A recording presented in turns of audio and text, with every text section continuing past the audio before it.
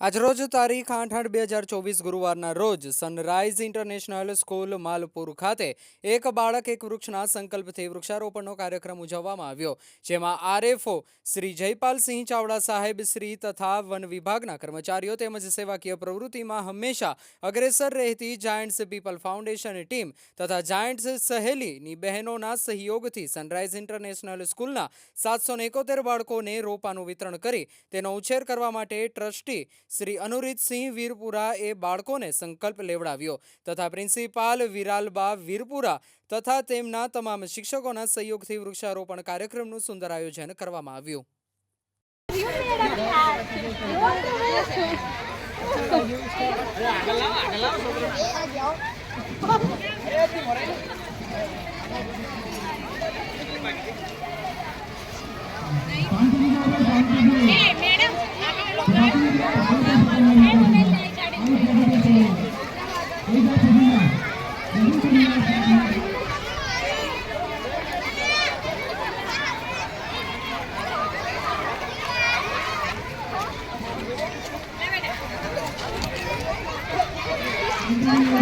Thank you.